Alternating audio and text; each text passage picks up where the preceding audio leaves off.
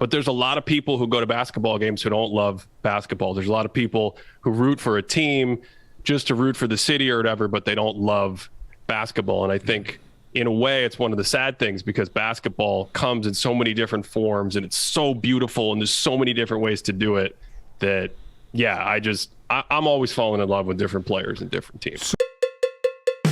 Hello, everyone. Hola, mis amigos.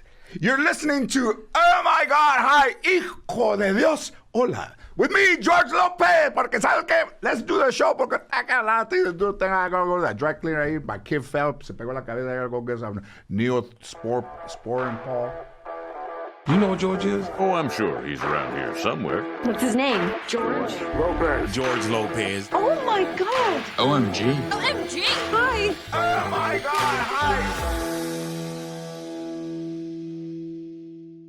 Promotional support for the Oh My God Hi podcast is provided in part by EveryPlate. EveryPlate is America's best value meal kit. While most meal kits come with a premium price tag, EveryPlate offers delicious dinners that won't break the bank.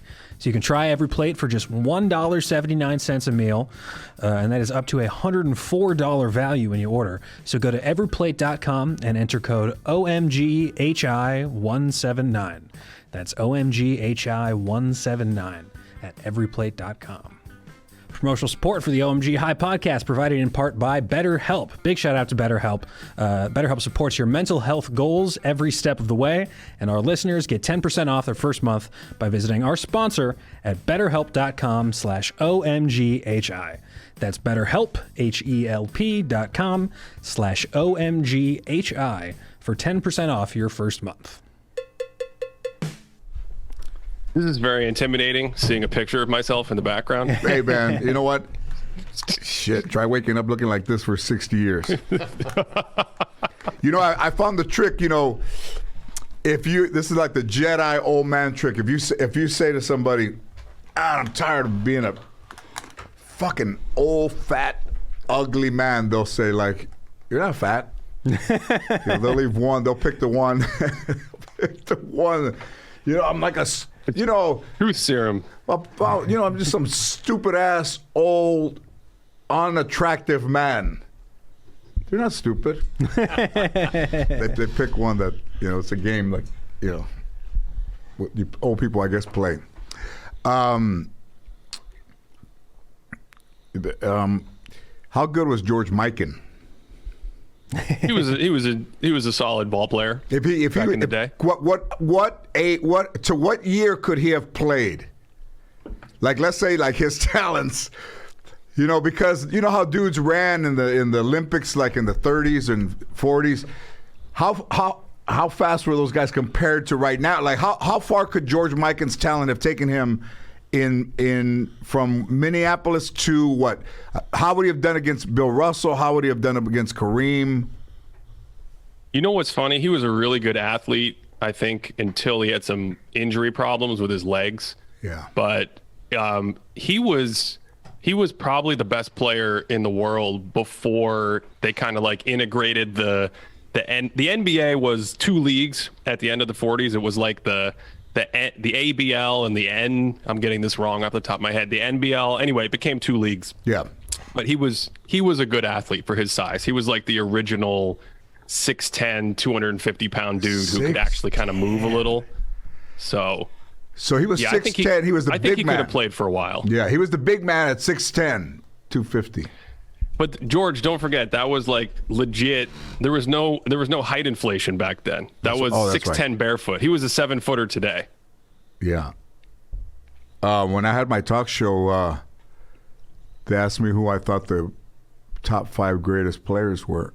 I'm not going to say the list, but I'll tell you what happened. So I went to. Let me drop some names. Because so anyways, I'm get a call from my friend, became friends with the Kennedys, but Ethel Kennedy saw me and wanted me to donate some things to the RFK. You know, love the Kennedys. All Latinos had the plates. We had the blanket you hung up behind the couch.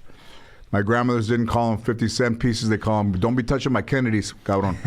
They call them Kennedys, and right? That's right. If you said Sirhan, they threw you out. Get the hell out at barbecue, quinceañera, wedding, whatever. So Bill Russell, played with Bill Russell Kenny Bunkport Golf Course, the country club, where JFK and all the Kennedys played. Whenever you see JFK as in the 60s, you know, he's there. Kenny Bunkport taking a swing. And, you know, it's funny, man. It's such a iconic place. Even the home, I went to the house, and you see the dock where they would run. You see where they would play football. And, I mean, I went in the house. You know, wow, crazy. So I'm playing with Bill Russell, and for the first 6 holes, he doesn't say a word to me. Not good morning, not hey, enjoy playing with you, nothing. And then at the 9th hole, we're getting something to drink, and he hasn't said anything to me. I'm like, hey, this dude, what the fuck? So he walks over to me, no expression on his face, and he says, hey, man, I have a bone to pick with you. I said, what is it? He says, on your talk show, you were asked who were the top 5 NFL player, NBA players of all time, and I wouldn't make the list. I said, that's right, you didn't make the list. Do you remember why you said I didn't make the list? Do you know why I said you didn't make the list? I know, but I want you to tell me. Because everybody else was 5'1", and you were 7 feet tall, and you had those tight-ass shorts that nuts would come out, you know, you just had to stand there and take the ball in. You know, because if you spread your leg, your pinchy huevos would fly out, man. You loose ball. That's where I think loose ball foul came from, the 60s. So you know, so in eras. Also, he told me that he couldn't get a cab after the game, and that amazing, man.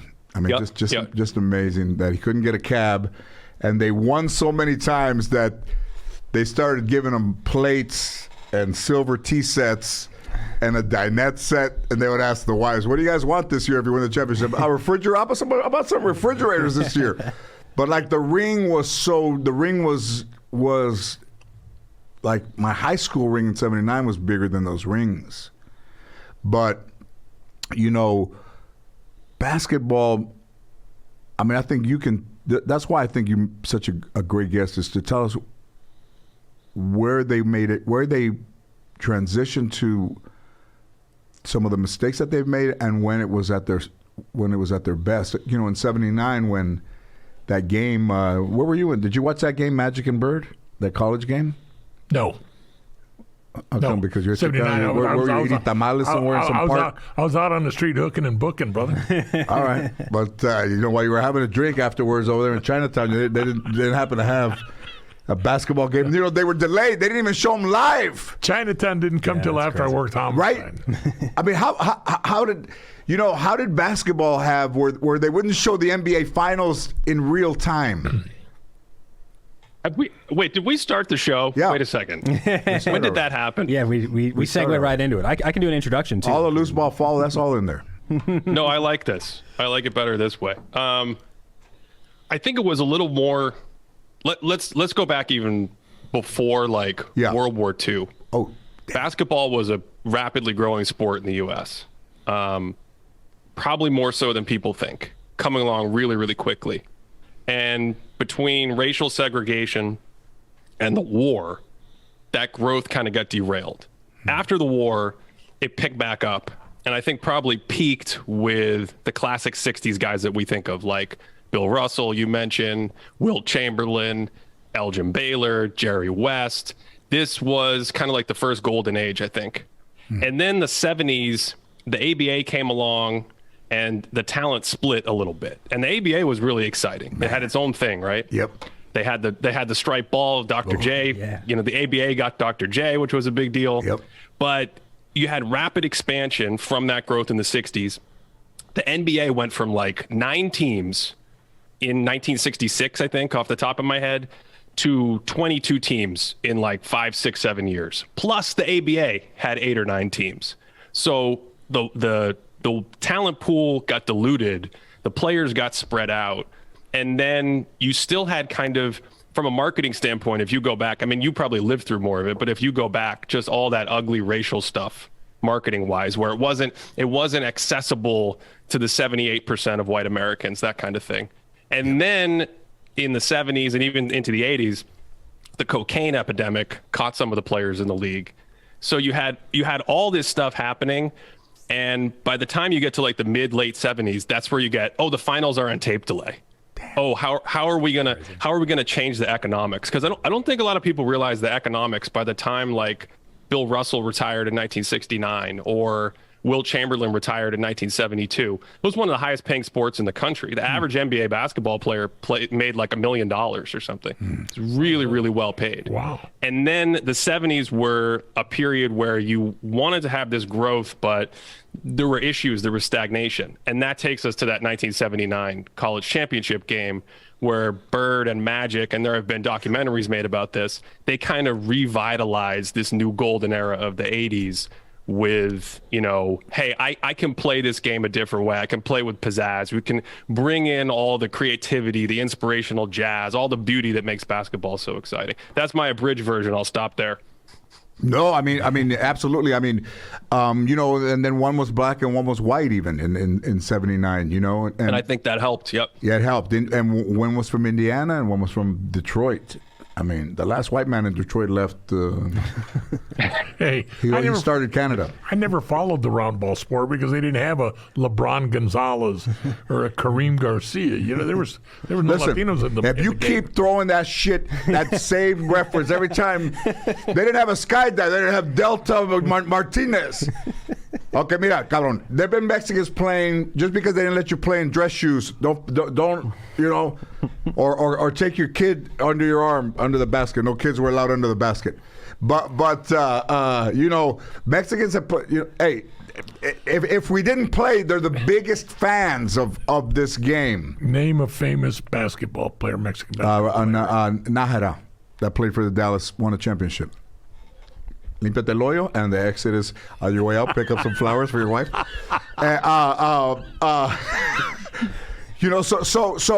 I mean, listen, I don't know, Channel 9 in LA, wherever you saw it, but before racial segregation, before the war, what made it appealing? Like, did everybody play? And at some point, it was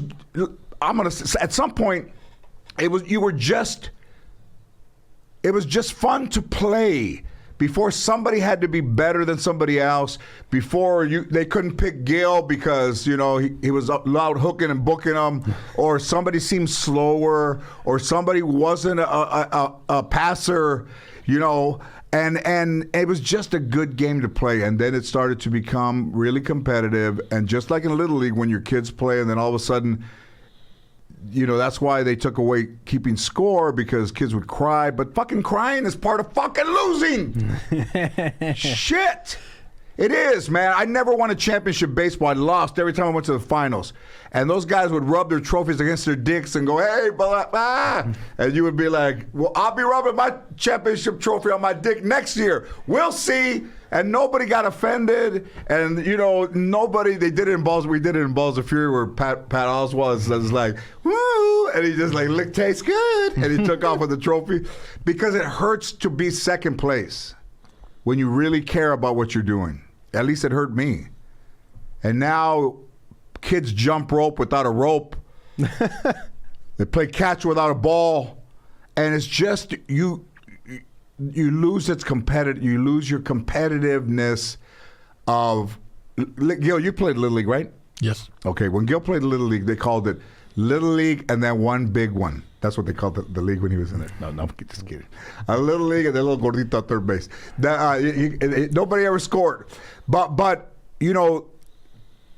part of that was you had to try out, and you had to be good in the tryouts, even back then. And then all of a sudden, the fun went out of it, I think. Because now you have kids that expect everything given to them. But when we were growing up, they didn't give you anything. And if you wanted to win, you had to work harder, I think. My freshman year in high school, I got cut from the team because, you're trying to make the team baseball. Yeah. And I was catching, and last day of cuts, I was the last one they cut, and the coach just told me, he says, sorry, son, we're building our team on speed, and you can hit, and you're good in stick, but speed you don't have. And I didn't. Listen, if you were a catcher and they cut you because you were slow, were you going backwards? Did you run to third base by accident? Because the catcher was the spot where they put the person. Where do they hide the person in basketball that can't play? The bench, usually. I think that's the answer. I mean, But some guys, when they come in, they would be like, oh, no. Oh, my God. You know, like the NBA, where they'd be like, oh, this dude's coming in, man. Oh, my God. well, that's an extinct position now, though. That's the Mark Madsen, There you like go. you need a big off the bench who gives you energy, all that kind of stuff, who doesn't have the kind of skills that all the players today have to have with the ball, dribbling, passing, shooting, all that. You were talking about playing catch without a ball. And man, I could go on for hours about how good of a shooter I was without a basketball. I mean, I did miss occasionally, but I'm talking like 96, 97%. Pretty good. Yo, when they told you couldn't run, you should have told the coach, watch this, and went like this, and then went like that. You said, I already went and got back. Motherfucker, who's slow? See it again? Hey, whoo, kick up some dirt, put some dirt in your hand, like just throw it. I'm back. But nobody knew back then. So on the deep history stuff, I'm not super well versed. Okay, that's all right. But well, I was gonna say one thing about that though. Yep. I think when you think about sports growing, I still think about it today because basketball is still growing globally so much. Your overhead to play the sport is just a ball and a hoop, basically. And if you have a neighborhood that can hang a hoop and you have a ball, you're good to go. And it looks to me like soccer and basketball are going to become the two most popular sports if they aren't already technically the two most popular sports. And what's interesting to me about that is soccer's played with your feet, where you have no dexterity and no opposable thumbs, and basketball's the sport with your hands. Right. Yeah, that's true. I think though, let's say, do we agree that is it football? Football. So I don't know what country are we in. If you're a what are we Wadin, going to call it? If you're a Wadin, and if you're a Wada, I think it's football. And if you're a person who speaks English, it's soccer. But si eres Ganagelio, it's football. If you have an accent, it's football, and if you're a normal person, no, okay. But you know, World Cup. I mean, man, listen. I mean, in Vision Quest, the movie Vision Quest. If anybody hasn't seen it, oh yeah, go see it. It's one of the most incredible movies. Right before I started to do my specials, I would watch it because it's just inspiring. Have you seen it? Man, you got to see it, man. This guy cries. When Grant gets back, he's going to cry. He cries at the... See, watch right now. He's like, where were you? So can we... You want to talk about what scene I'm talking about in the kitchen? No, is Vision Quest, is that like a wrestling Vision movie? Quest was Matthew Modine. Okay. And he was trying to move up in weight to wrestle Shoop, which is the guy who was the beast of wrestling up in Spokane, Washington. And he worked in room service in high school, and the guy was the cook was a guy who never missed a day. And he started to train, he started to lose weight, and he started to get, bloody noses, and he was saying, "Hey man, you got to eat," and he said, "Hey, if I wrestle Shoop, will you be there?" And he's like, "I'll be there." He goes, "And you know why?" He says, "Because I was watching Pele play, and what this guy could do with the soccer ball," and he goes, "I'd never seen it like it. I wasn't there, and he kicked this ball, and he made it, and he was by himself, and he started crying just at the ability that this guy had, and that how great an athlete Pele was, and to see somebody do something amazing that he could be at, he was going to be there." I mean, a very, very an underdog movie like Rocky, like all the great movies, like Rocky, like Purple Rain is an underdog movie, I think. But the ability to have it, to put it on the line, to have it put on the line. And you could talk about basketball, you could talk about, I mean, I was growing up, my grandfather didn't play basketball, and I grew up in San Fernando, and we used to play. Nobody wants to play basketball without a net. You can. if you're poor, but nobody wants to see. You want to see the net swoosh. It's part of the whole. It's part of the whole thing of basketball. Hitting the bottom of the net. Mm-hmm. So at San Fernando in the summer, we were playing basketball, and we said, let's go buy some nets. They were like 55 cents. We got 2 nets, and we put them up, and then the next day somebody stole them overnight. The fresh net, for those who have never done this, the fresh net is like a sacred experience. Oh my God! When you're Yes, outside, and then it was yeah. beautiful, man. Like, I mean, but I've been fortunate enough to go to quite a bit of NBA games, and the rotation that they had in the 2000s and 90s. I don't see too much rotation like I did before, man. With the real shooters, I saw real shooters, and the ball would be spinning, and it would just go. Whoosh. That's just a beautiful. They right, Ben. They spin it, right? I don't know how they do it, dude. When they shoot it, they would let it go. That's your wrist flick. It's that snap of the wrist. And that ball is beautiful. And then. So I'm curious. I have a question for you. I get this a lot, and I'm pretty agnostic to different eras. I like a lot of basketball history. I like the modern game. They all have different things. I actually really like the game today, with the exception of a few giant things that kind of bug me. What's your favorite era? I mean, you've seen a lot of great Lakers teams. What's kind of Gil, who's when your you favorite? think about today and the past? Who's your favorite basketball player? Momo Rodriguez. Before we started this, Who's your favorite Mexican basketball player? Momo Rodriguez. Fluffy. Before we started the podcast, I was telling Grant, I've been to 2 basketball games, and I really didn't even watching care about 2 it basketball games at 1,700 weddings. until the Lakers went on when they started winning the championship back to back. And I just, even at that, I've just never been interested in basketball. Why? Because of racial improprieties? Okay. No, the last 5 minutes of the game are the only thing that are worth it. It hurts me. It hurts me. I mean, we got to transition. My grandfather loved the Dodgers, and then the Dodgers would be losing 1-0 in the 7th inning with bases loaded. Let's go. They're going to lose. What the fuck is? So I would say it's a really, and I'm going to say that you can't say who's the greatest basketball player of all time. You can't say that. You can't say it. It's eras. You have to go through eras. But Ben, correct me if I'm wrong. Like I'm older, and I don't appreciate the game as it's being played right now because I compare it to when I was younger.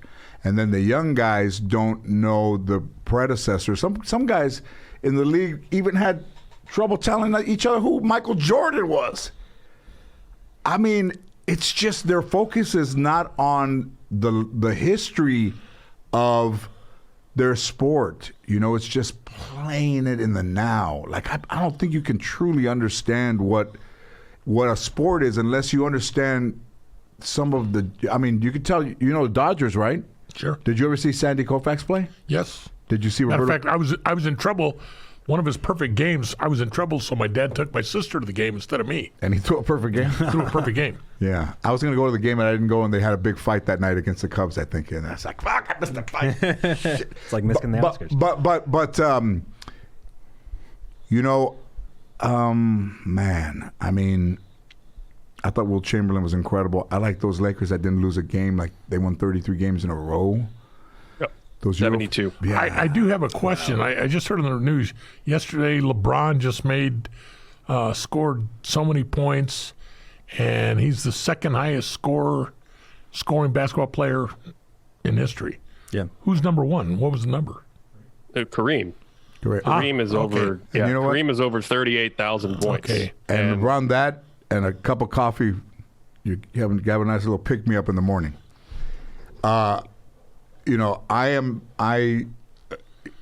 Okay, let's continue talking. But then, I would say that I appreciate. One of the ignorant things about sports and fans is that if you are from Los Angeles, you can't appreciate the Knicks. You can't appreciate.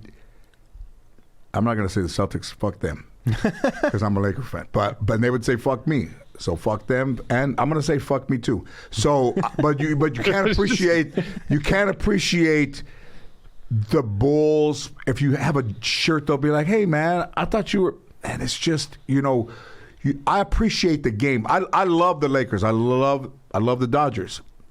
But also, the ability to see great players shouldn't diminish your love for that person or where they play. Like the Knicks, I love the Knicks. I remember watching the Knicks growing up. I got to meet Walt Frazier and Earl the Pearl Monroe and the Butcher and all. I met I met John Havlicek. I've met incredible basketball players and appreciated them for their talent. And I think that's what's missing in today's game. If you go, if you go to a game and they think you're a bandwagon fan if you like someone else, but there's some amazingly talented individuals on basketball teams right now, and we shouldn't get locked into loving them because only by area code or by state. Yeah? That's some extensive name dropping. I can't compete with that. I don't know how to follow up. No. Listen, but I thank them for, I was happy. Most of them were wearing their rings. Havlicek had a ring on, and those guys, you watch those guys playing. I saw Sandy Koufax. These guys are Sandy Koufax may be one of the nicest people I've ever met in my life. He's a true gentleman. Tommy Lasorda was the opposite. Tommy Lasorda will tell you to go fuck yourself if you said, "Hey, Tommy, I told you to close the door." You know what? Just beautiful. I like that. I like that. The owner of the Red Auerbach, when they won, would light a cigar as you might as well be rubbing the trophy on your balls and go, "Hey, next year." Yeah, he would light that cigar. Okay, we're back and we're talking EveryPlate. EveryPlate is America's best value meal kit. While most meal kits that you're familiar with come with a premium price tag, EveryPlate offers delicious dinners that will not break the bank. So let EveryPlate plan, shop, and deliver everything you need to cook a delicious meal at a consistently low price. You can choose from 17 delicious weekly recipes and then basically sit back. They deliver the ingredients, they're all pre-proportioned out, and they send you these easy-to-follow recipe cards all in one kit right to your door. EveryPlate's quality ingredients come carefully packaged and pre-portioned, as is the term. It helps you save money and reduce food waste. That way you're not throwing out, like a pound of spinach every week because you got too ambitious and bought it like I do. They deliver the pre-proportioned ingredients and easy-to-follow recipes right to your door. So I'm a big fan of this company. We support it here on the show. I have literally cooked this food for dates before and gotten a very impressed reaction. I'm not a good cook. That's basically a comment on EveryPlate itself. So we're very happy they're sponsoring the podcast. They're a great product. You can try EveryPlate for just $179 per meal. That's $1.79 per meal by going to everyplate.com and entering code OMGHI179. That's EveryPlate for just $179 per meal. Get started at everyplate.com and enter code OMGHI179. That's up to a $104 value with EveryPlate. Here on the OMG High Podcast, we're big believers in mental health, mental wellness, bettering yourself, and one of our sponsors today, BetterHelp, is just some of the best out there at that. So if there's something that's stopping you from achieving your goals, something interfering with your happiness, you should check out BetterHelp.com/OMGHI. I can personally attest to it. I've been seeing a therapist my entire adult life. I don't know how anyone gets by without doing it. Big fan. We all recommend mental health, taking care of yourself. Very important, no matter who you are, no matter your situation. So BetterHelp will assess your needs and match you with your own licensed professional therapist. You can connect in a safe and private environment. It's all online. It's very convenient. And you can start communicating in under 48 hours. It's not a crisis line. It's not a self-help line. It is professional counseling done online and done securely. You can send a message to your counselor at any time, and you'll get timely and thoughtful responses. Plus, you can schedule weekly video or phone sessions. You don't even have to put on your makeup. You can just do it straight over the phone these days. And the service is available worldwide. It's more affordable than traditional offline counseling, and even still, financial aid is available. Through BetterHelp, they have licensed professionals who are specialized in everything from depression, stress, anxiety, relationships, anger, sleeping, trauma, family conflicts, LGBT matters, grief, self-esteem. Basically, if you're having an issue, there's someone that they can help you out with. So anything you share is confidential. It's convenient, professional, affordable. testimonials posted on their site. And in fact, so many people have been using BetterHelp that they're recruiting additional counselors in all 50 U.S. states. So I want you guys to start living a happier life today. We all at the pod do. As a listener, you'll get 10% off your first month by visiting our sponsor at BetterHelp, HELP.com/OMGHI. Join over 1 million people who have taken charge of their mental health. And again, that is BetterHelp, HELP, as in help you, help me, BetterHelp.com/OMGHI. I grew up in Boston. Oh, oops. And when I was 7 years, no, don't worry, you didn't offend me. We We're gonna get to all of those. This is my version of this story. Okay, great. When I was 7 years old, I was out in LA visiting my uncle who lived here, and I just fell in love with it. Just the palm trees and the light and the beaches.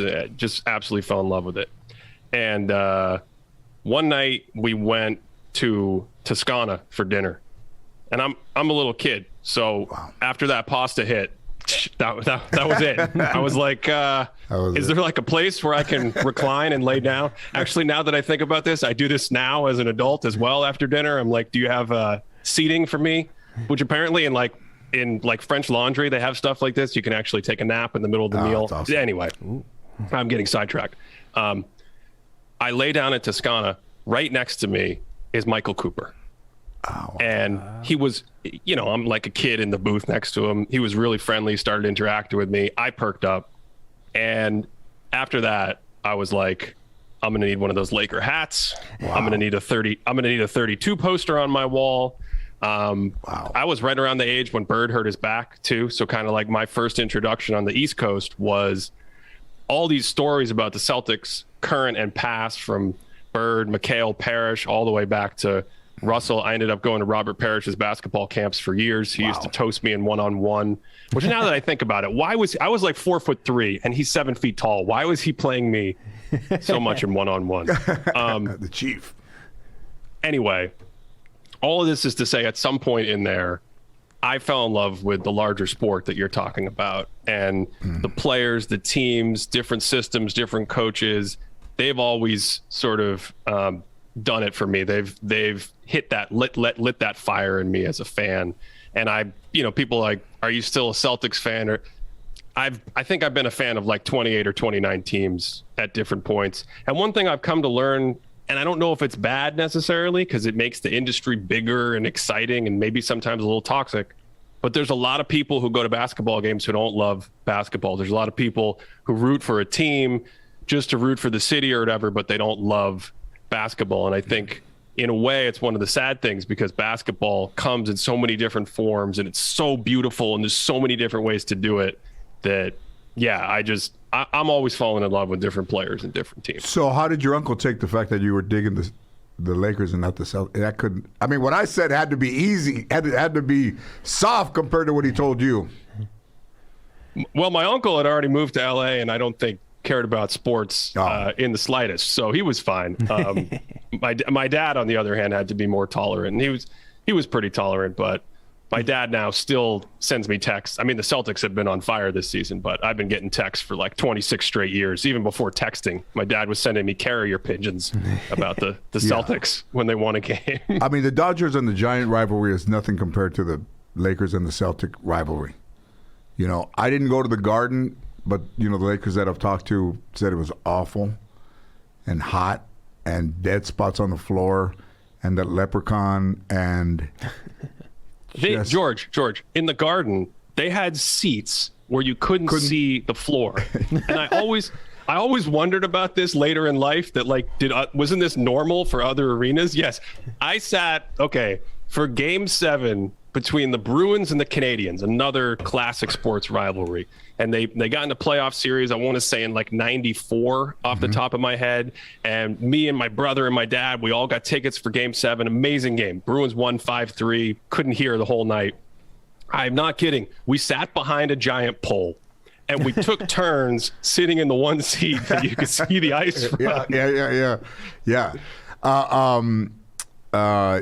We performed the comedy get down in Boston at the TC award on TC, whatever it's called now. It's not called the Boston Garden anymore. I mean, but it's called. It's a bigger place. The TD, I think the TD Garden. Yeah, the TD Garden. They tore down the Boston Garden.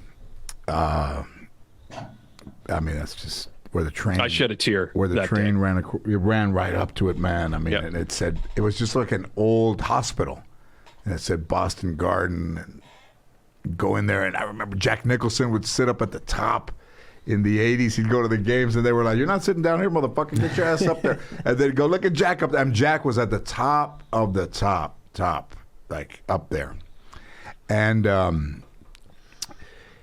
you know, and then going in there and seeing the Bruin championships, but also going into the arena early and seeing all the Boston Celtics championships it's impressive, man. It's painful, but it's painfully impressive because in the 60s and in the 70s and the 80s, like they dominated, man. Check this out, Gil. So they're playing Game 7. Was it Game 7 in L.A. with the balloons on top? Yeah. Yeah, 1969. So 1969, the Lakers are playing Game 7 at the Forum.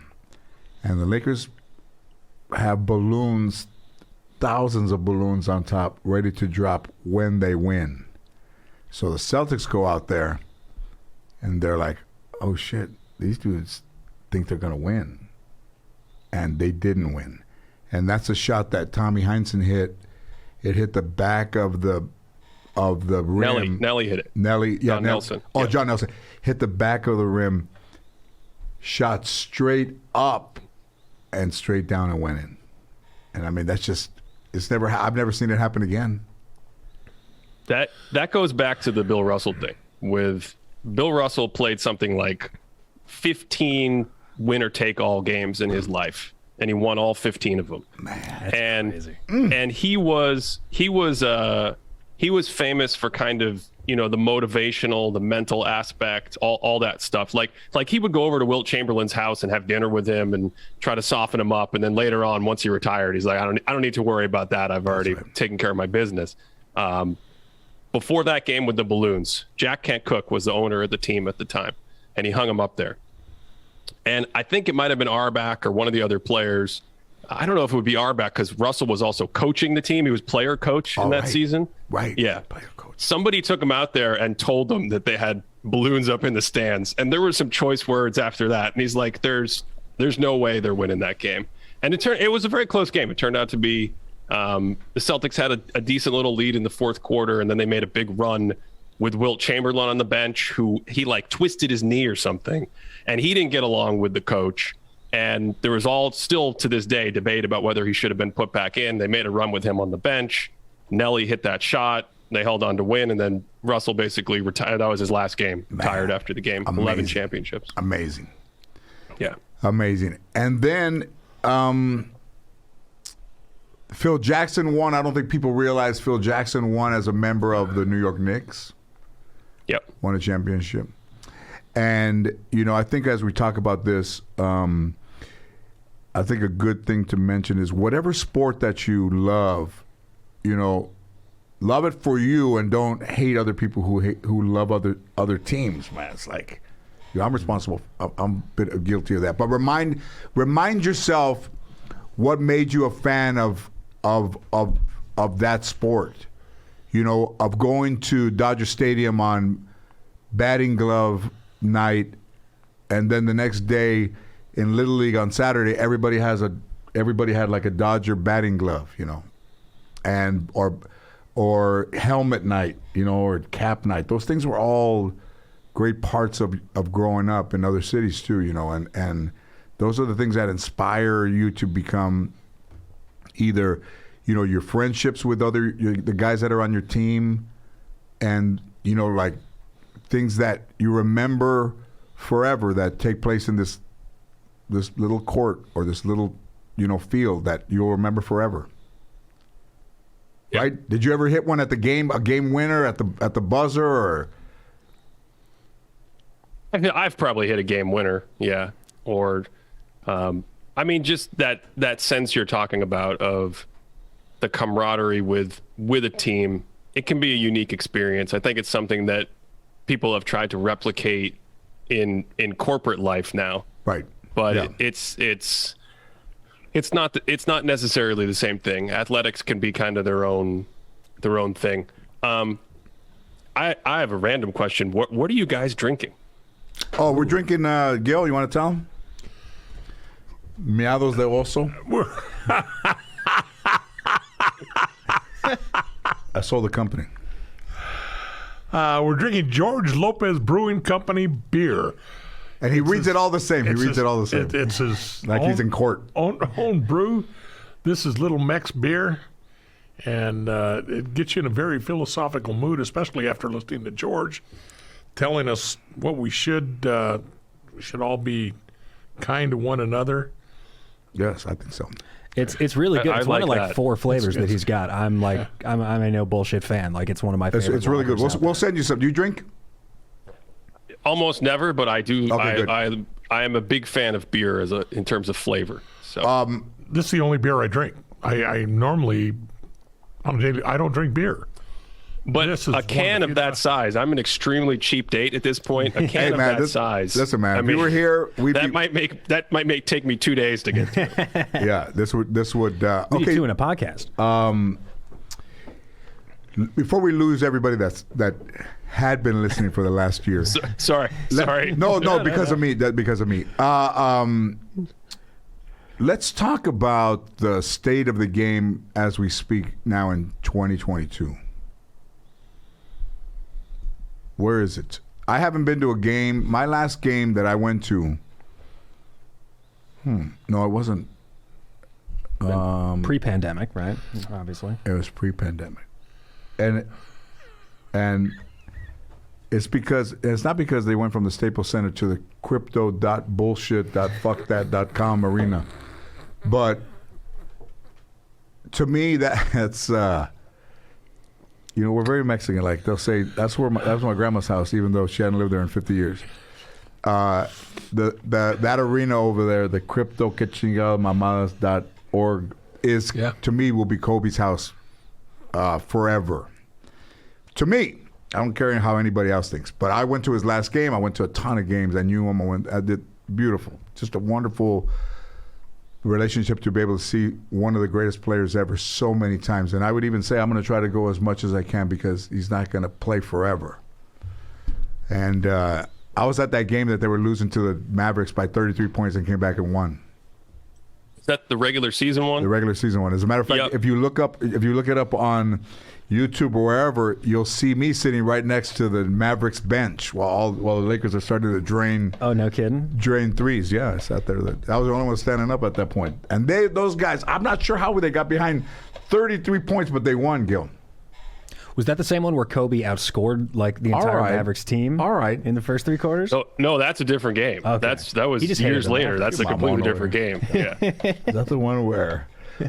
You know who I missed the most of basketball in Los Angeles? Dancing Barry, the dude that used to show up at the Laker game. Remember Dancing Barry? I remember Dancing Barry. And he'd be like in a white tux with a purple bow tie, and he would just be going. Skinny little guy. He was the mascot of the. Did the Celtics have a mascot? The leprechaun. They technically have like a Lucky the Leprechaun, but there they wasn't had a something- dude dressed up as. There wasn't a guy who unfortunately didn't reach the height that more natural adults did, and and he was a little shorter. But they had something that started when Garnett and Allen and Pierce joined up in 2008, where they had a guy from like I want to say American Bandstand or something who they would put up on the jumbotron. His name is Gino. So it's like a 70s clip of a guy dancing, and they would only put it up in a blowout in the fourth quarter when the game was wrapped. And that became its own. I don't know if they still do that. So if you were playing and you saw that dude up there, you're like, man, let's get the hell out of here. That's it. Man. Yep. Let's get out of here.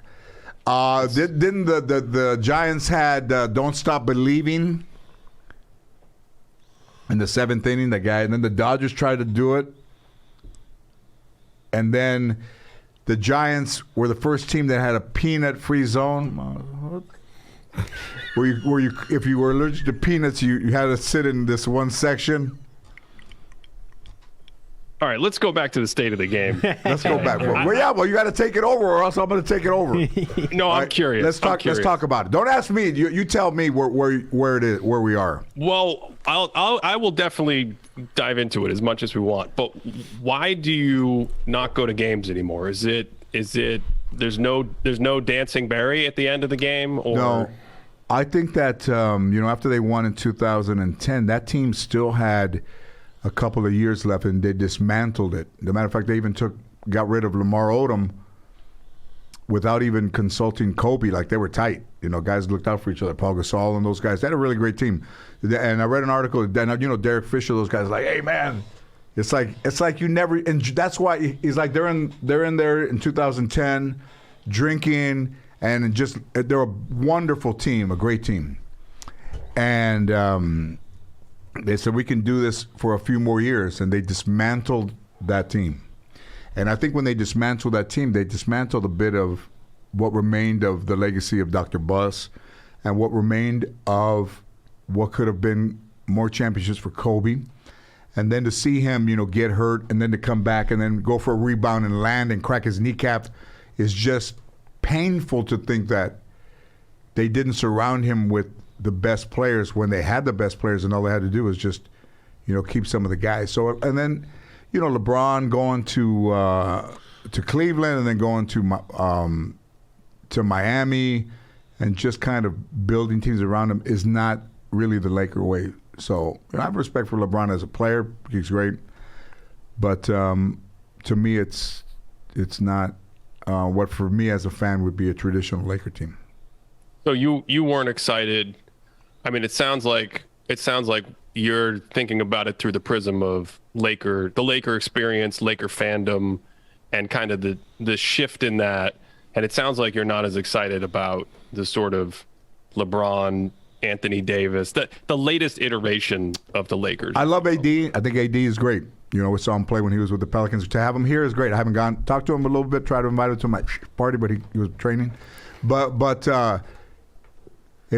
it'll never be bad enough to make me go to a Clipper game. I'll tell you that. There's a ceiling there that I'm only going to take so much. But Russell Westbrook and they just don't fit. It's the same thing when they tried to bring Karl Malone and Gary Payton, and they tried to build a team, and just sometimes when there's only one ball, unless you're Gil, there's his and mine. 4. I think the Lakers have had at least 4 super teams that I can think of. They have what I call kind of the original super team. When Wilt was in Philadelphia in 1967, 1968, he came to that 1969 team we told the story about earlier, and that had always been Jerry West and Elgin Baylor's team.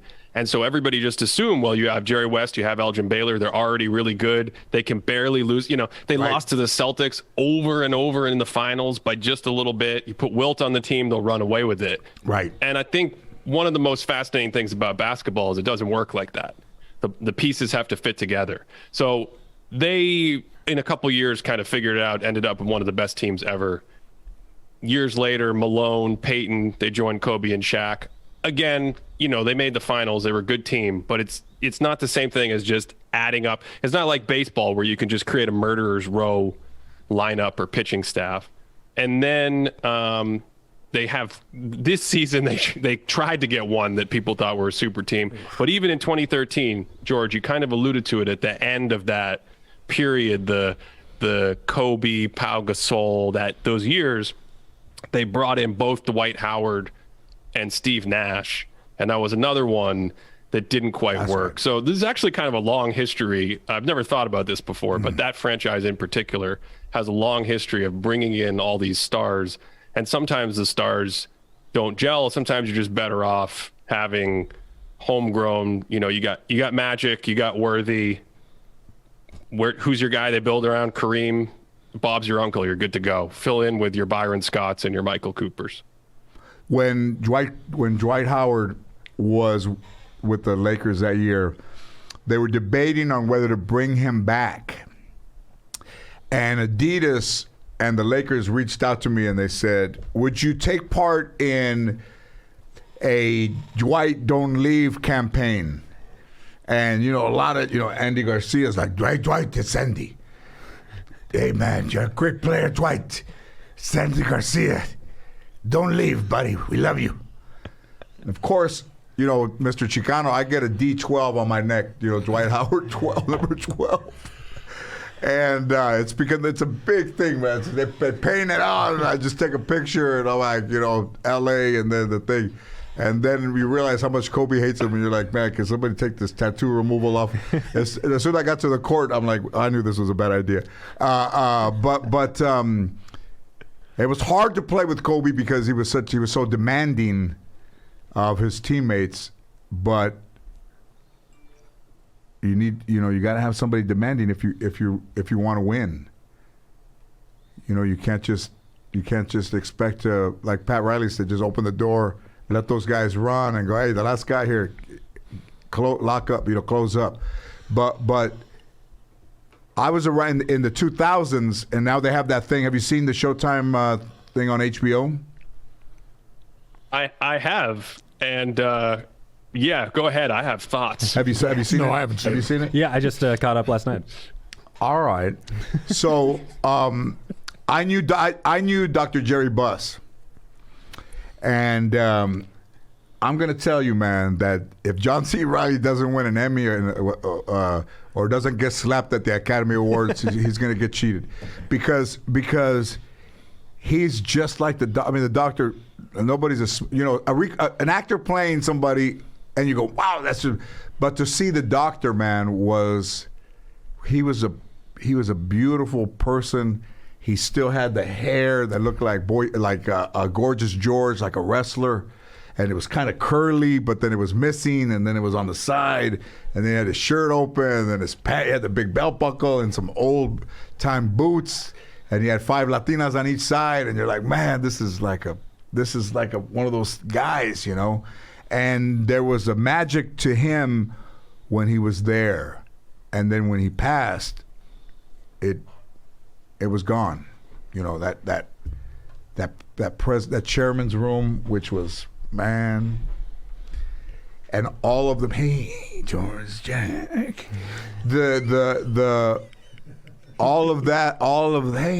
Remember, Arsenio's like, Arsenio, we don't talk about that. We don't talk about the days in the forum now. Those were different days. But that kind of, it's the leprechaun. It's like that kind of magic that you create within that arena disappeared. And then I think, go ahead. Sorry. Well, no, I'm getting philosophical again, even though I'm not having the beer. I'm having some sort of tea that was brought to me right before we started. It's not that kind of tea, George. I can't speak about history. You have keep my kids, mind. man, right? You have kids, right? No, I don't have kids. That's why I watch basketball all day. I used to work during the day with a guy that his wife said, watch the kids. His name was John Boginarga. And he goes, man, I'm watching these kids, man. I'm watching TV. I wake up, the kids are gone, the front door's open, and my wife has one kid under each arm going, what, John? He fell asleep with the kids running around the streets. He goes, and the wife was coming home. It was like, that looks like my kid. But yeah, go ahead. I'm sorry. No. The only thing I was going to say is that you're making me think philosophically about this idea of the biographical perspective of history, meaning it's told through these specific people. And if you're Dr. Jerry Buss, you can come in and you can do your best to sprinkle fairy dust and build a culture. But when you're there and when you're out of the room, it's night and day. It's different. Completely. And we'll see what happens. Time will tell. But it does seem to be a different thing within the organization since he's left. Yeah. I'm not going to say which reporter told me on a morning flight how my Lakers were doing as a dig, and then he said, your owner isn't even at the games when they're on, when they're playing at home. Your owner's not even there. And I said, where is he? And he said, your owner watches the games down the street from Staples at the Hooters. He's not even in the arena. He watches the games from the Hooters. And I mean, that's The doctor was always at the games when he could be, and Jeannie too. And it just, the game now, and as guys get younger, Gil was a detective. Detectives don't do the work that Gil did or that people did or doctors do anymore. Like a doctor's afraid to give you an aspirin. A doctor would take care of you when you left, you felt better. Now you got to go see one doctor, you got to see another guy, you got to see another guy because everybody's afraid to make a decision or a choice, or you can't go here and you can't go there. But back then, you could do whatever you had to do to win, and that's not the case anymore. Whatever happened between these good championship teams between Kobe and Shaq? Let's ask Ben. Oh my goodness, many a book have been written about that. Multiple books actually have been written about that. I'm not a reader. Without going too deep into it, I think over the years we've got a lot more perspective. And one of the Kobe, he was always demanding. He always had great work ethic. He always wanted to come in and be the first guy in the gym and have everybody just be on the same page, be buttoned up, and have the same goal. Shaq, who has now, parlayed his career as a successful businessman, and now he does media, he obviously had an entertaining side, a very different perspective, but also a very big personality. So you have two big personalities, two big egos, two great players. The two of them together were one of the greatest duos ever. And at a certain point, relatively early on, probably after they won their first championship, and the year they came back after their first championship, Kobe jumped up a level. I mean, he was already really good at 20, 21 years old, but when he came back, he kind of entered what I think a lot of historians would think of as his prime. Like, now we're good to go. Now we're a guy who's one of the top players in the league, undisputed. And I can't remember if it was that season. I want to say it was that season. It could have been the next year. Shaq had like a toe injury, and he didn't want to get the surgery in the off season. And he very famously said, I got injured on company time. I'm going to get the surgery on company time. So there's stories like this that can go on forever that I think a lot of people who are familiar with them have heard. But the gist of it is you had this kind of tension, you had these personalities, and it was probably difficult to make it coexist. I think people under kind of state that they were together, as it were, for what, 7, 8 seasons. Yeah. So Can I tell you a story? I've said alleged that after that season, when the player in question had a toe injury, and it was right after the season, and I was on the 101 freeway, and I got off at Coldwater, and in front of me was an entirely black Excursion, maybe back then, this huge car, all black, and at the back of the bumper was black, and it had a Superman logo.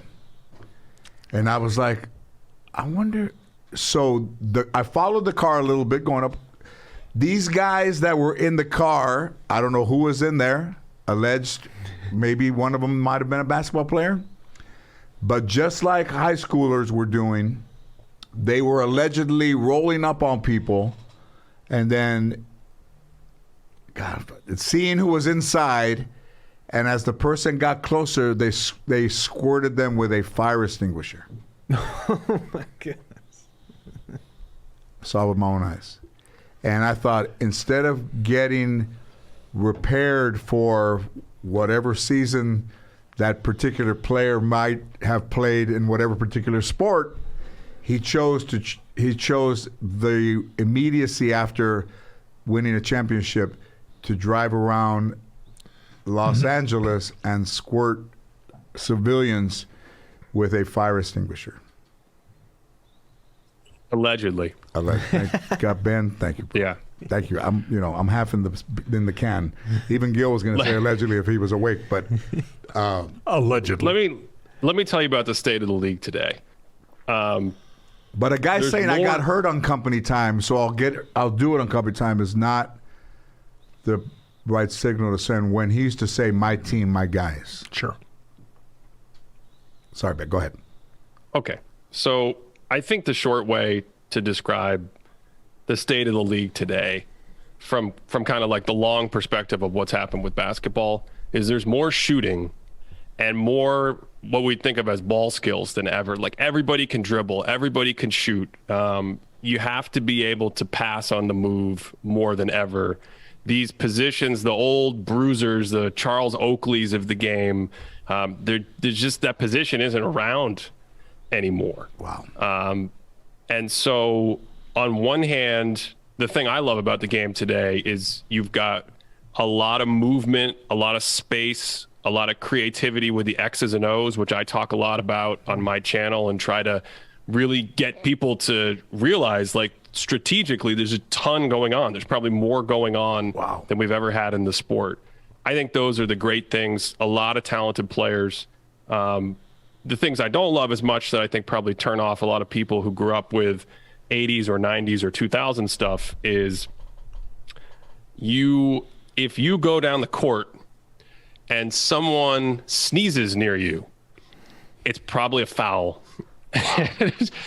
And between the types of fouls that are called, the frequency of fouls, there's a lot of that gaming the system that you see in soccer. Did we decide if we're going to call it soccer? No, I can't remember. I think we're going to call it soccer for now. And then when Gil gets home, he'll call it football. But you think about soccer like flopping, trying to draw a yellow card, trying to fake something. There wasn't quite as much of that back in 70s, 80s, 90s even. And now there's a whole contingency of players who are literally being trained to learn how to kind of trick the officials into getting a foul. And it's challenging in basketball because contact is a thing. You're inherently allowed to have a certain amount of contact. But if you're a defensive player, you can't push somebody, you can't move them off their shot, you can't do that kind of stuff. Right. And so an offensive player can initiate the contact and then act like they got hit. And there's a whole sort of like cornucopia of moves that you can use to try to trick the officials. They're all pretty I think much the those same are the height. two extreme things that have happened in the game. Yeah, and the big man is gone too, right? They're all kind of the same height now, right? That's not quite. That's sort of a slight wives' tale in the sense that the average height of the players was slightly bigger. I think it peaked in like the mid 80s.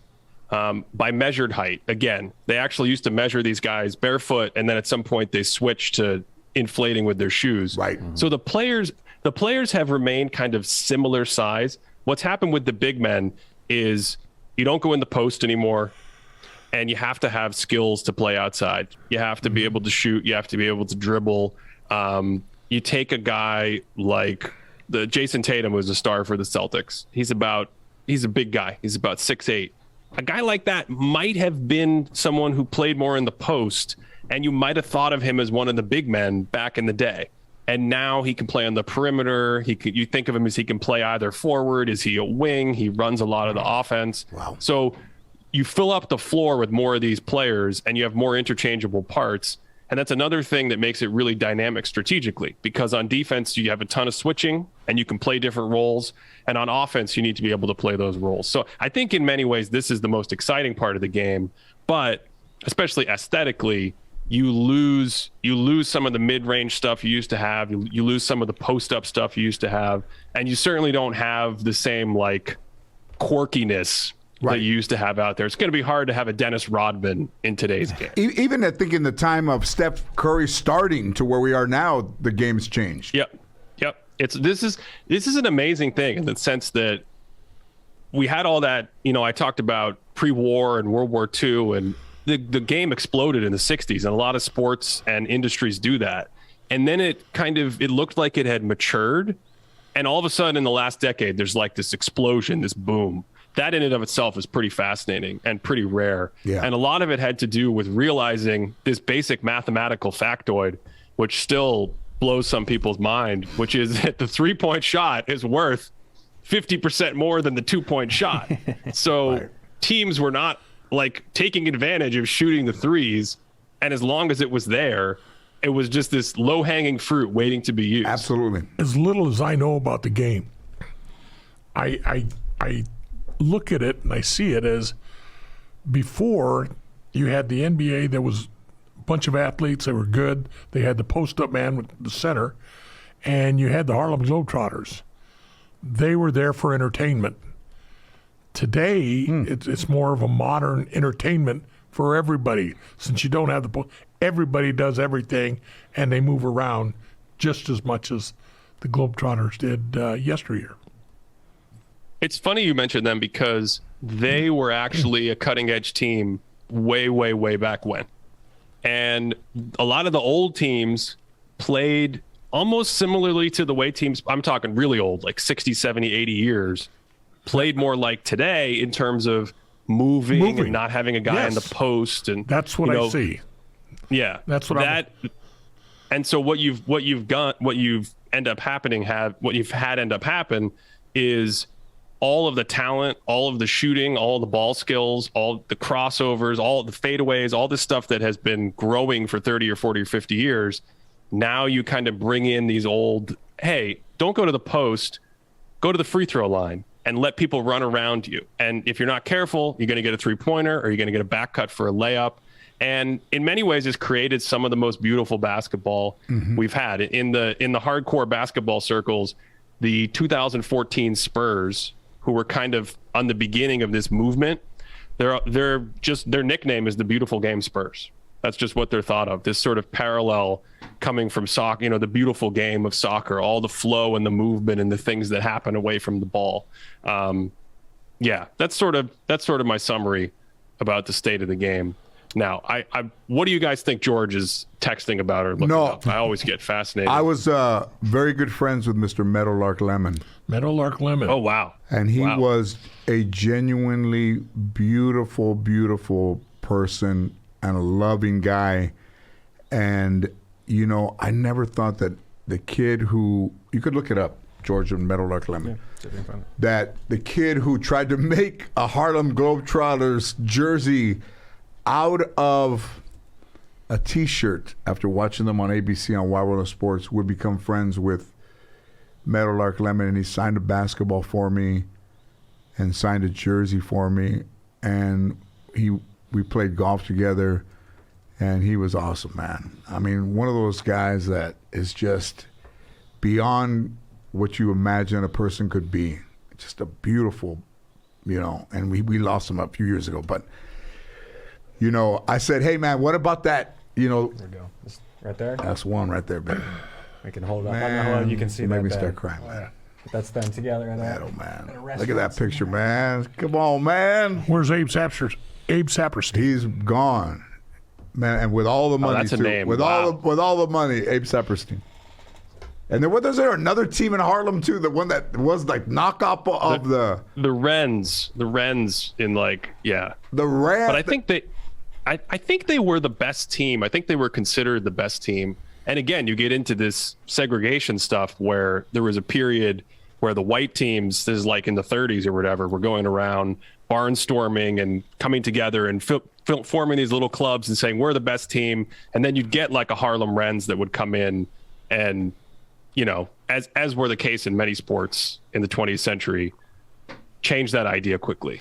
Yeah. Man, it's funny because I like old buildings. I remember trying to get me into jail. Mm-hmm. So I looked up where they played in Harlem, and I haven't been back to New York, but I think some of the stuff is still, like the outside of it, the facade is still there. So I would think about going and seeing that. I'm not sure. As a kid, I was just kind of enthralled by like old buildings and old stadiums, and things like that. And when I first started to go on the road, I landed in Philadelphia, and the Spectrum was still up there, and RFK Stadium was there, and JFK Stadium, and I mean RFK's, I think in the JFK, there was a JFK in Philadelphia, and before they started to knock down and make all new places, but Dr. J as well too. I've met Dr. J, and because of golf, you meet great people golfing. I didn't meet Gil golfing, but I mean, I sold oranges right outside the golf course. He did. I mean, he would collect the golf ball and sell them back to us. But and golf is what gave me the ability to meet like Dr. J and be friends with Dr. J. Showed me his feet one night at Jeffrey Osborne's. Man, this dude, it's like he wore heels and played. Like he said, his wife was like, no, don't show him. And he goes, I want you to see what the shoes are now versus what. And I mean, we're talking like when your wife wears heels and she's like, oh, and I mean, just crossed over. But those shoes were not, I mean, I said, Doc, I mean, imagine how high you jumped with those Converse that Bird had them, and I think Bernard King had them, and Magic had them, and Jay had them. Like the Converse, they all had their own shoe, 4 guys, and the Magic shoe was gold, and Larry's was green, and Doctor's was red, and then Bernard's was like blue, I think, and those were the shoes that everybody wanted. I couldn't afford them, but. You know what I mean? I'm saying like. Oh yeah. You know that kind of, and I mean, and then you go to this year where during the slam dunk contest, Kareem gets up and grabs his jacket after watching these guys do the slam dunk contest. Like, I'm out. I can't watch this. I'm out of here. That never happened. There was no All-Star Saturday night this year. You are, I think it's the beer. Or something, maybe what did he walk out lettuce. of the game? Something is making you think of this. What did he walk out of then? What did he walk out of? Oh, I walked out. Whatever. Yeah. That was. I think that was our least memorable. At least for me. I love the All-Star Saturday night where they all get together and they do the 3-point contest and the dunk contest and it has had finer moments than this season's. Yeah. So if you look it up, I hosted. And I did not want to do this, but it turned out to be a great thing. They wanted to roast Kareem. Before doesn't sound like a good idea. Yeah, you would think. I have a Kareem story. Tell me yours, and I'll tell you my. I got a lot of them. Okay. So I'm interning with the LA Times in 2009. I'm covering the Lakers. I'm in the press room. I could tell you at that time. I can't wait to hear Kareem was. Yeah, go ahead. So Kareem was working with Andrew Bynum a lot, who was a Lakers center at the time, very young. And so he would before the games he would work him out on the floor, and then the press room is also kind of like in the bowels of the Staples Center underneath with the locker rooms and everything. You interact with players, coaches crossing paths. And I'm in the press room. I turn around to go out to the floor, and all of a sudden I get like stepped on, like my feet get like stepped on, and I hit like a belly button, right?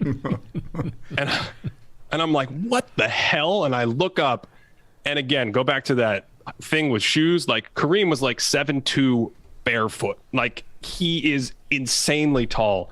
And I look up and I keep looking up, and it probably hurt my neck a little bit. And I see Kareem, and I'm like, oh crap, Kareem Abdul-Jabbar just stepped on me.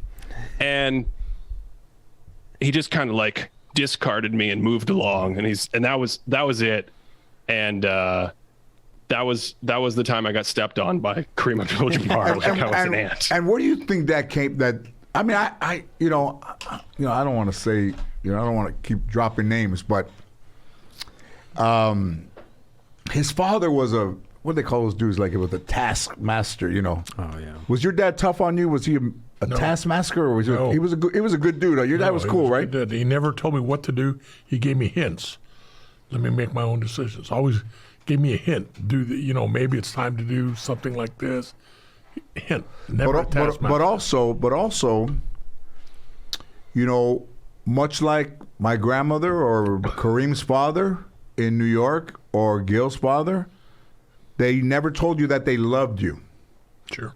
And that is like, it's almost like having a ringing in your ear, like it never goes away. Like whatever that causes in a kid, it affected Kareem. When we had dinner, we were talking about that. He was a tough dude, and tougher than he needed to be on Kareem. And Gil's dad, Gil went to Vietnam and came back, which is unbelievable. Thank you for your service as well. But I mean, to me, the idea of going to Vietnam and then coming back when unfortunately so many people didn't come back, and then you know, his dad told him he was proud of him, and it destroys you even today, right? Yeah, it's just I always wanted him to say I love you. He did. I know he did, but it was just a cultural difference, and that's you know, my grandmother never told me, and it's like you know, to have to say I know they did. You would rather have heard it, you know. I think it would have gone a long way with Kareem and his relationship with the press and his relationship with the fans. And he's a great guy, loves music. And then his house burned down. They were in Salt Lake. His house burned down, and he went to go play in Salt Lake in the next game. And he was a big collector of jazz music. And they held up warped jazz records like, hey, these are the ones that burned in your house. I mean, that's some fucked up shit, man. I mean, that's pretty bad, huh? That's cold, man. Yeah. Yeah. Yeah, that's way cold. before way before now they bang those balloons together. Back then they're holding up warped records, man. Yeah. I even think, I mean, God, especially since the pandemic, I can't remember what I had for breakfast, but I think his dad started that collection, right? He had this jazz collection that he absolutely cherished. I think his dad might have played as well too. It connected back to his dad somehow. I love how we've gone from like basketball history into our fathers not telling us that they love us. You know, I didn't have a father. He took off, and then I tell my daughter. I mean, I don't, but I tell her. No, I mean, no. My daughter and I have. We did a show for NBC just last week, and it's pretty amazing when you tell. I can't imagine that it's that tough to tell your kid that is your kid that you love them, or that you're proud of them. And we went years that we didn't talk, but don't give up. If anybody's out there and you're not talking to your parent or your child, like, don't give up. Stay in there. Because they come back, you know. Arsenio helped me through a very difficult time, but I think in Kareem, and in that he still has it even to this day. If you see him, he looks like he doesn't want to be bothered, you know. And I mean, I saw the wonderful parts of him, and then the skyhook was indefensible. And then as people get old, I remember that. You know, that Send in the Clowns, you know, I remember they did the Send in the Clowns thing with Joe Namath one time. And when he couldn't move anymore, and it's just, that song is heartbreaking, man.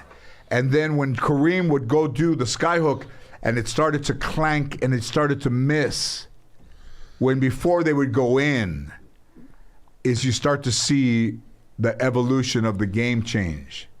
From like Kareem to, you know, Magic to Jordan to Kobe and Shaq to, you know, to LeBron and you know, it's like a daisy chain of things that happen. You know, I'm glad that you said that you think the game is better now. I mean, it's good because, you know, it's almost like crime. Like, I don't check the crime rate, so you're telling me that crime is down is good. You know, if you say to me, man, hey George, the game is probably the best players that they've ever had right now, I would say, hey man, that's amazing. Let me ask you something. Back in the day, you know, you talk about, excuse me, 69, 70. Oh, did they have as many stars?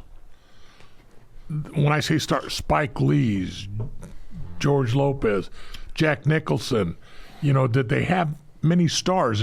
There was a lady, a female actress, nice looking lady, used to be big time Laker fan. Diane Carroll sat next door. She was there all the time. She was there all the time. And yes. Now, did they have that back in the day back then, like they do today? The Celtics did not. The Knicks did. The Lakers, I believe, because of Hollywood, started it. And in the Forum, Arsenio.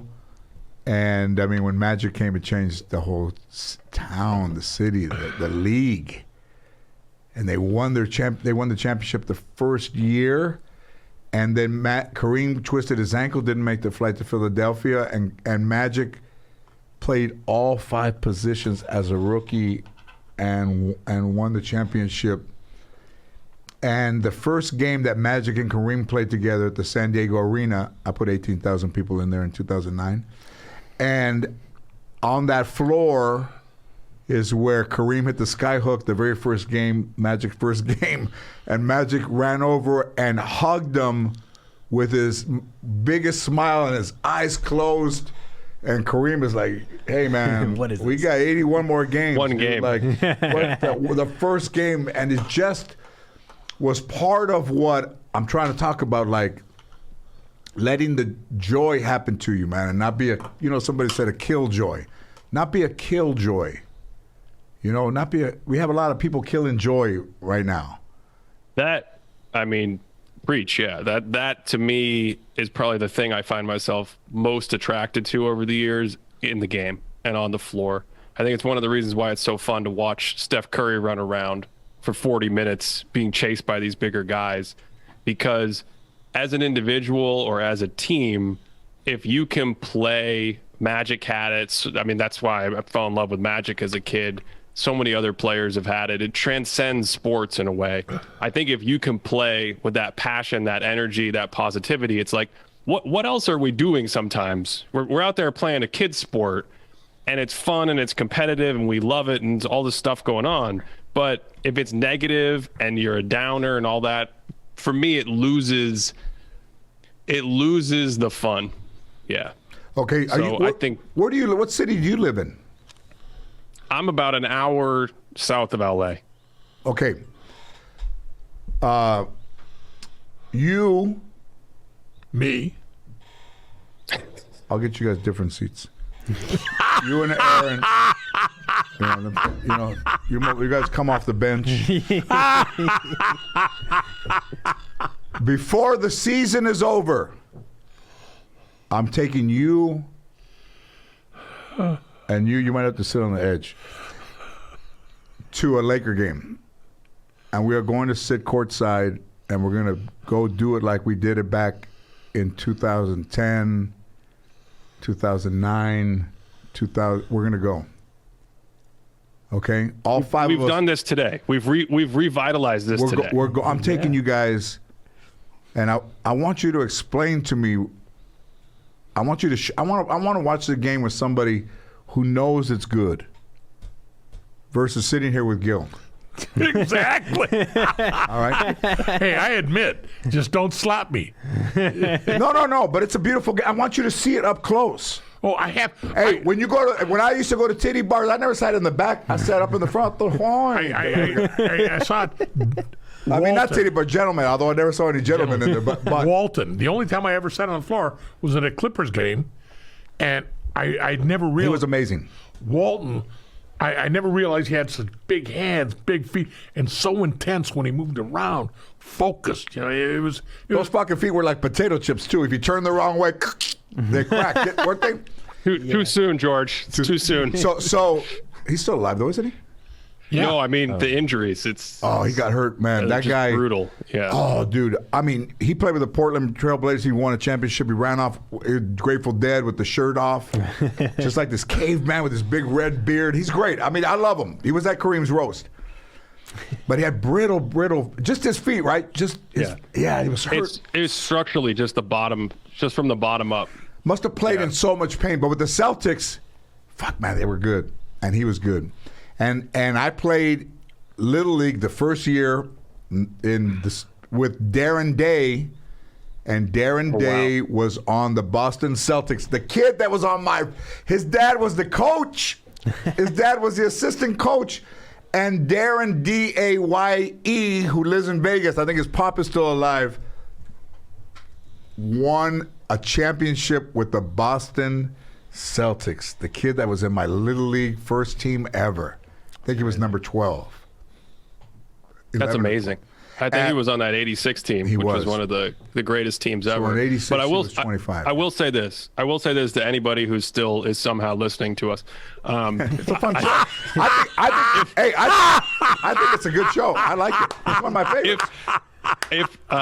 If you've never been to a basketball game and sat courtside, one of my sat favorites. on the floor, It is one of the most incredible. I try to, everybody who's kind of casual fan, not a fan, I try to get them to do this once in their life because there's nothing like it, because part of athletics is this like amazement that other people can do these things with their bodies. But when you see basketball players, it's like they're a different species, because we have plucked from the planet this talent pool of people who can move and run and jump and explode like this. And they're all, the average guy out there is like 6'7", 230 pounds. And when you're 5 feet away from it, you kind of get this sensory experience that transcends TV. You can't get it. It just is insane. I have another question for you. Here it goes. So the pickings for professional basketball players, it's even smaller than baseball players. You know, football players, there's more of them, so the numbers get smaller. So by the time you get to that level, you're playing college ball, and it looks like you're getting ready to go to pros. You got a shot at it. Do they start making you a prima donna before you ever get there? And that's part of what's going on today. Where before, basketball players were there for the sport, the love of the sport. Now it's they're prima donna. It's all love of the money.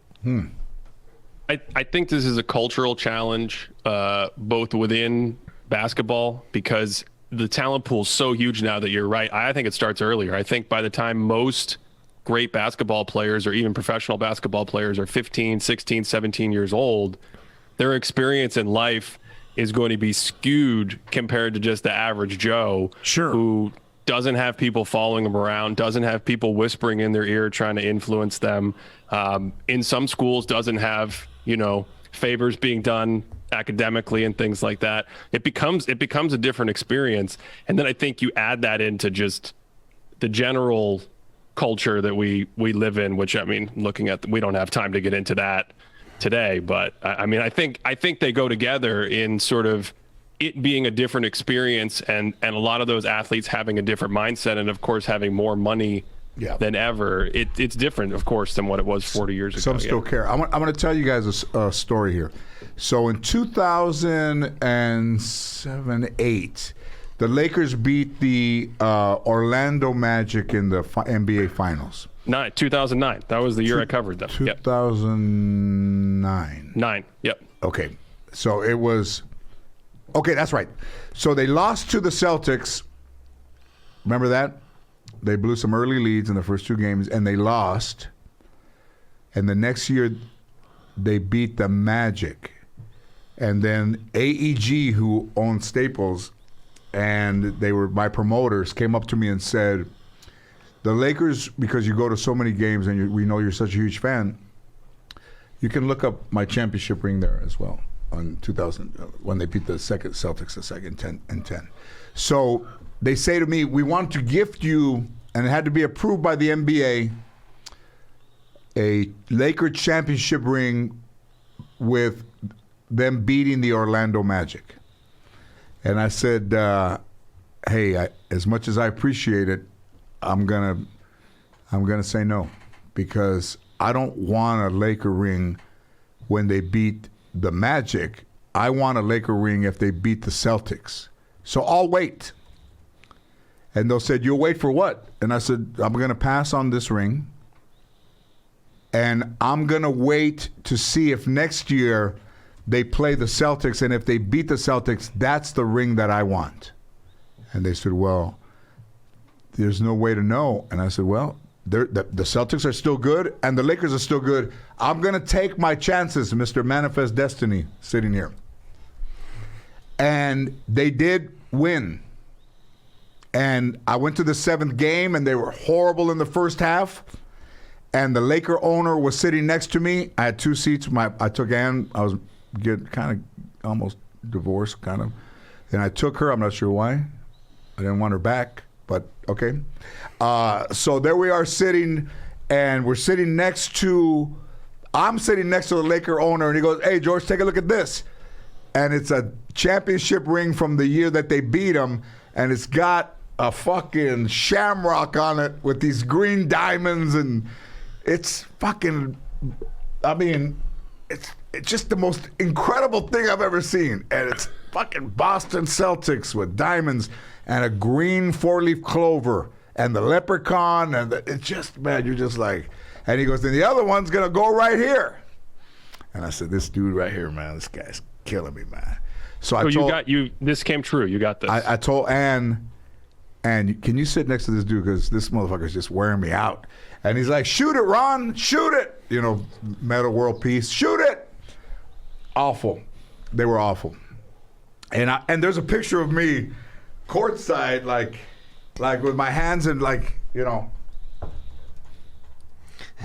because I'm like, man, Game 7, man, we're gonna lose. And then they start to pick it up. I just want to understand this.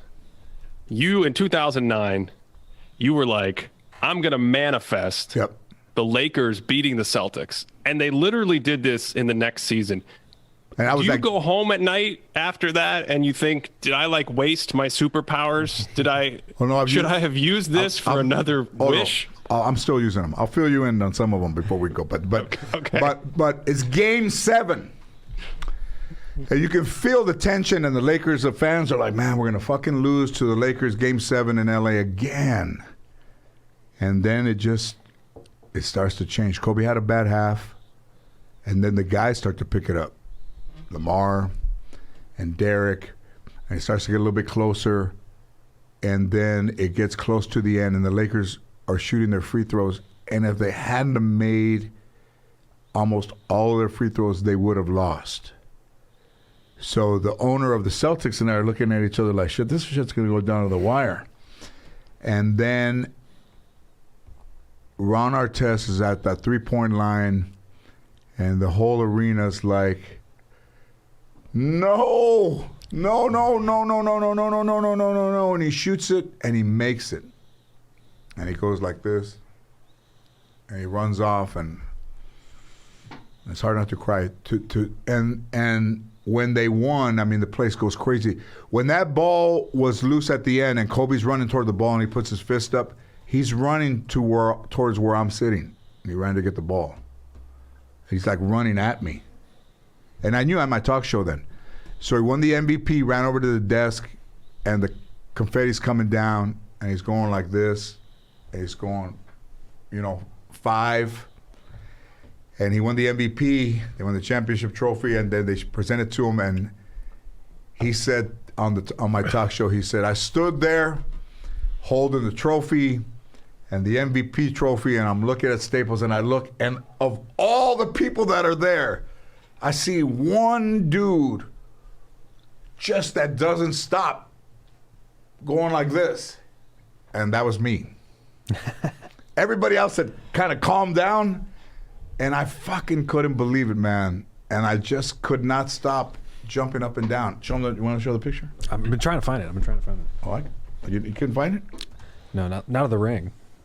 No. That Pau Gasol also had 18 rebounds. He had a wonderful game. Yes, I'm sorry. Had a huge part of that. And then the other thing about that is the post-game press conference with Ron Artest, who was, I think, now officially something like Meta. No, he changed it again. It's Meta Artest or Meta Sandiford Artest. But Meta his press conference. Meta Sanford, Meta G Sanford. His press conference after that was one of the all-time press conferences. He was very special, man. What about very progressive, a very progressive health press conference in retrospect on mental health, where he talks a lot about his mental health struggles and thanks his therapist, which was even in 2010 still kind of a new pseudo taboo thing in sports. You're very correct. And as a matter of fact, we did a fundraiser at the House of Blues, and he sold his championship ring in order to fund something that he was working on with mental health. And like people could try to raise money for it, and he sold the one championship ring that he won. Oh, let me get a good picture of it. But I mean, yeah, we manifested the destiny of that win.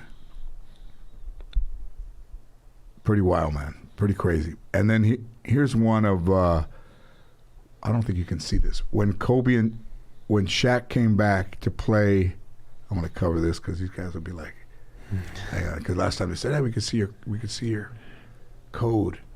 So you can see that, right? Oh, that's crystal clear. Yeah. No, you can't see it.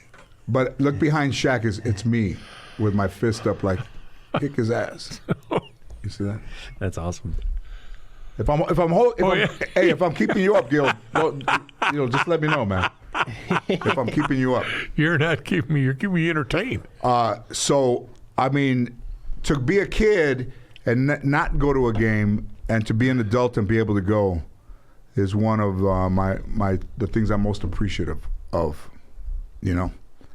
because they're on Channel 9 and then they're in front of you. That's the way I see it. It's different. Yeah. It's a different experience. So can we do a recap after we all go to the game? Yeah. Yeah. Like post. Are we going to start the podcast now? Yeah. Will you introduce our guest? So at the All-Star game in 2010, at the end of the game, the ball was loose, and Kobe went to go get it, and I stood up and put my hand out, and that's us giving like a low 2. That's awesome. And then Vanessa Bryant walked over to me, and I said, "So, is he going to play in the second half?" And she said, "No, not much." I said, "Why?" Because he doesn't think it's right that since it's his home arena that he wins the MVP in his home arena. And I said, "What? That's some bullshit right there." And she said, "Go talk to him." So I wandered across the court, and I said, "Hey, Kobe." And he was warming up, and he looked over, he goes, "Yeah." And I said, "V said that you're not going to play in the second half." And he said, "Nah, I don't know." And I said, I could have said, "Do not let anyone walk out of this arena with that MVP trophy unless it has your name on it." And he laughed at me and he said, "Oh, okay." Like, I don't think he did it for me, but he laughed and he said, oh, okay. That's like saying Babe Ruth, "Hey, Babe Ruth, hit a home run for me, okay?" And he's like, "Oh, okay, kid, I'll do it." But, it was magic, man. It was magic again when he was in those times, to me. And my daughter, like, we went every Christmas. And for a lot of those years, the Green Devils would come into town. They played a lot of Christmas games against the Celtics. Hated them, but appreciated them. They were fun. They were really good, man. Big Baby, remember Big Baby? Oh, yeah. Awesome teams, man. Awesome. And they went at it, Yeah. dude, the Green Devils, man. And they went at it. They played ball. Like, right now, a foul is a foul. These dudes, they'd blow the whistle, go, "Man, you're bleeding." And you go, "From where?" And the other, like, they'll touch blood. Like, oh, the guy will go right there. Oh, and they stop the game and you go back in. And I mean, just, it's beautiful, man. That's all I'm going to say. It's beautiful. Will you introduce our guest today? Yeah, we have Ben Taylor from Thinking Basketball. I think fittingly, because we talked about basketball. Otherwise, I could have gone with just disembodied head in the monitor in the back. Philosopher of life. Yeah. But, I think in whatever anybody aspires to do or enjoys, I think you should do it while you can enjoy it, because life goes by very fast. I lost a friend of mine that I grew up with, the first friend I ever had. And we were driving on the 405 freeway one morning, and we see a Stutz Bearcat. A Stutz Bearcat is a car. You see that thing? Fucking long, with the spare tire in the back, and like that. A Stutz Bearcat. And it's going south in the morning. So wherever he's from, he had to spend the night somewhere, and now he's making his way back home. And as we get alongside of it, it's Wilt Chamberlain driving with the goatee and the devil goatee, right? The devil, the mustache, and then the devil goatee, and we're honking, bang, bang. He won't look over, bang, and he looks over. We roll the windows down. We're like, well, and he went like this to us, and kept driving. He went like this, Dropping the hang loose. and thank you, Ben, for being on the show, man. That was awesome. Appreciate it, George. That was fun. Thanks for having me. We're going to the game, so we'll figure it out schedule-wise. Gil, you'll sit in Joel's silver seat because, and you're right. And then Gil will see firsthand how wonderful it is to see a game that close. I will. I hope we get the opportunity. Hope to get to see you. Hope sit there floor side with you. Yeah, it's called Courtside. But anyways, Ben, do you want to tell the people where to find you? Anything you're promoting? Anything right now? I'll find you floor side. Thinking Basketball YouTube channel. Like I'm the worst at plugging my own stuff. People ask me what I do, and I'm You're like, not worse than I am. We talked for an hour and a half. I never said your name. talk about basketball. Thinking Basketball YouTube channel, and patreon.com/Thinking Basketball is kind of my home base of additional content. I got a podcast, and I just spend a ton of time. Ben, but do people use your information against the spread? They can, yeah. There you go. Yay. There's a gambling contingent that has been known to ask me questions and follow me from time to time. Okay, so but it's a lot of what we talked about earlier, just trying to look at the game in a way that isn't obvious per se, or something that you might not see whether you're at the bar or watching on ESPN or Channel 9 or whatever, trying to get into the strategy, the real deep stuff of what, sort of makes players excel, and the non-obvious stuff like defense, passing, coaching, things like that. Yeah, and the occasional pop culture reference. And what I've enjoyed today the most is I get flamed a lot by the younger crowd online for making a Seinfeld reference. And today we've just blown right past. We've gone to the early 80s, the 70s. I think we had a 60s reference in there. Clark Gable probably showed up at some point today. We were so pre-war. It's been nice. Yeah. I feel pretty hip, actually. Well, man. Well, listen. When we go to the game, we're going to put some money down on it. You won't because you can't bet on it. But Gil and I will. All right. And with our winnings, we'll go to the Hooters and celebrate with your Laker owner. Awesome. All right, guys. I appreciate it. All right, brother. lot. Thank you, man. Thanks so much, Ben. Thank you. Thank you so much. We'll see you soon. I'll work it out. Okay, Gil. Yes, sir. I want you to open this present. And I think when you see it, you'll know who it's for. I'm gonna love you like nobody loves you. We can't sing songs, can we? Yeah, of course you can. Come rain or come shine.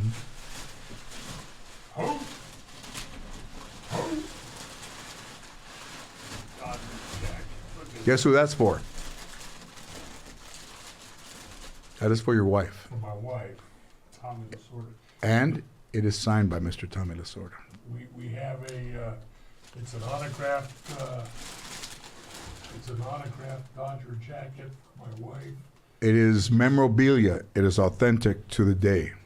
She just had a big birthday. I won't say which one. She'll get that this week.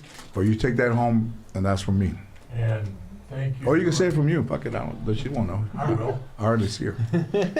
But, yeah, I think Thank you. my grandfather was a huge fan.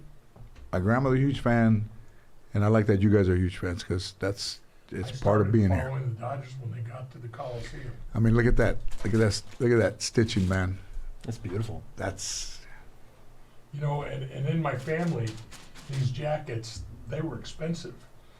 And so in the family, I had, there were 7 kids, and my mom and my dad. So what we did, every birthday, we'd all pitch in, we'd buy your birthday, we'd buy her a jacket. I know, man. It's tough. Buy them a jacket until all of us had the same jackets. And That's beautiful. That's great. okay. My mother-in-law, my swag-in-law, when she died, she was such a big fan by the end. She had, we buried her clothing with Dodger stuff. It was all Dodgers. And the priest that did the service said, I wish I would have known he was also a chaplain for the Dodgers. He was a Catholic priest. There you go. And he says, I'd have wore my Dodger vestments, whatever they call it. No accidents. Yeah, so I think she'll enjoy that, huh? Oh, I know she will. She'll be very happy. Thank you from the You're bottom very of welcome. my heart, and thank you. Any Dodger fan of anywhere is a friend of mine, except Grant. No. It was all good. Yeah, we found that, and we got it sent to us. That's awesome. Was he dead when he signed it, or he signed it before he died? On the way to the hospital, he said. Hey, Tommy was a good dude. I got a lot. Well, I know everybody, but Tommy was a She's got a fucking picture. great guy. Where spring training a few years ago, we've got a picture where he's actually autographing her jersey Yeah, that's over in awesome. spring training. He was, man, what do they say, cantankerous? Oh, But he I was- walked into him. but he was fun The as- guy that broke me in an homicide, Don Garcia, my dear friend. His wife bought him tickets as a gift. Oh yeah. That's great. You know, Arsenio, his wife bought him tickets Aaron. for That's awesome. a dinner with Tommy Lasorda as a gift. And she says, hey, Gil, you want to take him because you know you like that shit. I don't. So I took him to Dodger Stadium. There had to have been maybe 40 people there maximum for the dinner. Oh, And people are standing in line to go ahead and meet Tommy. And I got Don. By this time, my partner had losing his eyesight. So I said, Don, sit down. I'll be right back. I'm going to go talk to Tommy. So I went up, got in line. I went up to Tommy, and I said, good evening, Mr. Lasorda. Mr. Lasorda. I didn't call him Tommy. Mr. Lasorda. I said, my name's Gil Creo, and it's an honor and a pleasure to meet you. I said, when you're done here greeting people, I said, you see that guy sitting over there all by himself? That's the guy that broke me into sheriff's homicide in 1981. It's my partner. I said, he doesn't come up here right now because he's having sight problems and want to bump into everything. I said, so when you get a chance, maybe you could come on over. And he says, hell, let's get over right now. I don't need any of these people anymore. Got up right there with people in line. And he says, who's sitting here? I says, nobody. He says, do you mind if I join your table? Sat right there and joined us at the table. It's amazing. And told us some stories that had me rolling. Don't forget you have to rewrap this. McGuire. They talked. That was the year that they didn't have anybody. They didn't have anybody for the. Gentle go. They didn't have anybody nominated for the Hall of Fame. And Has they said- paper on and put on paper on top of it. Wasn't paper in there? You might just put that paper under it. Take some of the paper.